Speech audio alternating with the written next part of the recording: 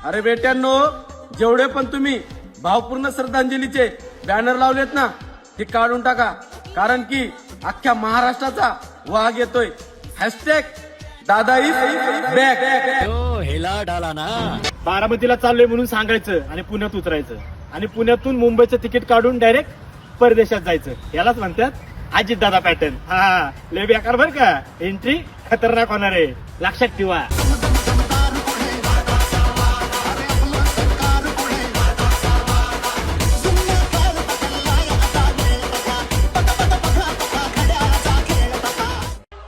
अजित पवार जिवंत आहे असं प्रत्येकाला वाटतं की 9 तारखेला त्यांचा कमबॅक होणार. कारण ज्यावेळेस शरद पवार साहेब बोलतात की मला काहीच माहित नाही, त्यावेळेस सगळे सूत्र तिथून हलत असतात.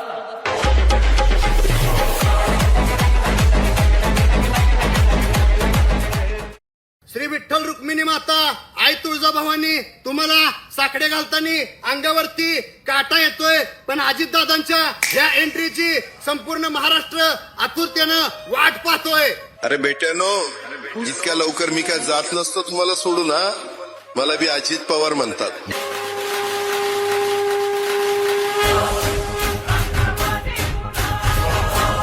अरे बेट्यानो, इतक्या लवकर मी काय जात नसतो तुम्हाला सोडून. हा, मला बी अजित पवार म्हणतात. एकदम डिटेलमध्ये 10 तारखेचं प्रेझेंटेशन असणार आहे. आजपर्यंत आपण जर बघितलं तर कुठल्याही व्यक्तीला विचारलं, तज्ज्ञाला विचारलं, नाहीतर ज्यांनी कधीतरी विमानाचं फ्लाईंग केलं असेल, नाहीतर फ्लाईंगबद्दल थोडीफार माहिती असेल, नाहीतर पत्रकारांशी बोललात, तर सगळ्यांच्या मनामध्ये शंका आहे. काय घडलं असावं, कसं घडलं असावं. आमच्या मनामध्ये काही प्रश्न आहेत. ते प्रश्न त्या दिवशी म्हणजे 10 तारखेला मी स्वतः त्या ठिकाणी मांडेल, ज्याला उत्तरं मिळाली पाहिजे अशी आमच्या सगळ्यांची इच्छा. सध्या सोशल मीडियावर अशा पद्धतीचे व्हिडिओ मोठ्या प्रमाणात व्हायरल होत आहेत. त्यामध्ये इंस्टाग्राम असो, फेसबुक असो, यूट्यूब असो किंवा व्हॉट्सअप असो, या सगळ्यात सोशल मीडियावर अशा पद्धतीचे व्हिडिओ मोठ्या प्रमाणात व्हायरल होत आहेत. आणि अनेक जण या व्हिडिओच्या माध्यमातून सांगत आहेत अजित पवारांचे श्रद्धांजलीचे लावलेले जे बॅनर आहेत ते बॅनर आता काढून टाका, कारण की अजित पवार हे कमबॅक करणार आहेत, वापस येणार आहेत. म्हणजे ज्या पद्धतीनं शिवाजी द बॉस या चित्रपटामध्ये रजनीकांत हा मृत्यूनंतरही परत येतो आणि एक वेगळी एंट्री मारतो, त्याच पद्धतीनं पुन्हा एकदा महाराष्ट्रामध्ये होणार आहे आणि अजित पवार वापस येणार आहेत. असेच व्हिडिओ सध्या सोशल मीडियावर मोठ्या प्रमाणात व्हायरल होत आहेत. कारण की अजित पवारांचा ज्या पद्धतीनं अपघाती मृत्यू झाला त्या बातमीवर कोणाचाही विश्वास बसत नाही. त्या संदर्भात अमोल मिटकरी यांनी सुद्धा विविध प्रश्न उपलब्ध केलेले आहेत आणि त्या प्रश्नावर अनेक जण चर्चासुद्धा करत आहेत. आता अमोल मिटकरी यांनी उपस्थित केलेले जे प्रश्न आहेत त्या प्रश्नांचा जर खरंच गांभीर्यानं विचार केला तर नक्कीच अनेक प्रश्न त्या ठिकाणी पडू शकतात. कारण की अजित पवार जेव्हा मुंबईवरून बारामतीच्या दिशेनं निघत होते त्यावेळी ते एअरपोर्टवर जात असताना, एअरपोर्टवरून विमानामध्ये बसत असताना त्यावेळीचे जे काही CCTV कॅमेरे आहेत त्या ठिकाणचं जे फुटेज आहे हे अजूनही सार्वजनिक केले गेलेलं नाही किंवा अजित पवारांना त्या विमानामध्ये बसलेलं दाखवलं गेलेलं नाही.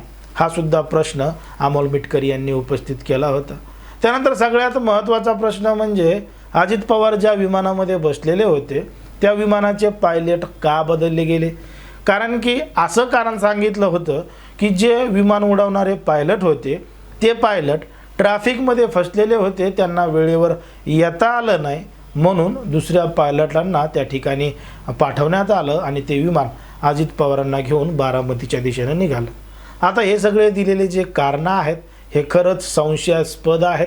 त्यामुळं कित्येक जणांना हे कारणं पटत नाही आहेत, म्हणून ते थेट सोशल मीडियावर येऊन अशा पद्धतीचे व्हिडिओसुद्धा बनवत आहेत आणि त्यांच्या भावना या व्हिडिओच्या माध्यमातून व्यक्त करत आहेत. जर आपण पाहिलं तर रोहित पवार हे सुद्धा 10 तारखेला पत्रकार परिषद घेऊन सविस्तर या सगळ्या गोष्टींवर बोलणार आहेत, प्रेझेंटेशन देणार आहेत आणि ते नेमके कोणते कोणते मुद्दे मांडतात हे देखील आपल्याला पाहावं लागणार आहे. पण मात्र ज्या पद्धतीनं सध्या सोशल मीडियावर अशा पद्धतीचे व्हिडिओ मोठ्या प्रमाणात व्हायरल होतात त्यामुळं अजित पवारांचा घातपात आहे का अपघात आहे असे विविध प्रश्न निर्माण होतात. पण मात्र ज्या पद्धतीने हे सगळे प्रश्न निर्माण होतात त्याच्यावर तुम्हाला काय वाटतं हे अगदी स्पष्टपणे कमेंटमध्ये सांगा. आणि अशाच पद्धतीचे नवनवीन व्हिडिओ पाहण्यासाठी आपल्या चॅनलला लगेच सबस्क्राईब करायला सुद्धा विसरू नका.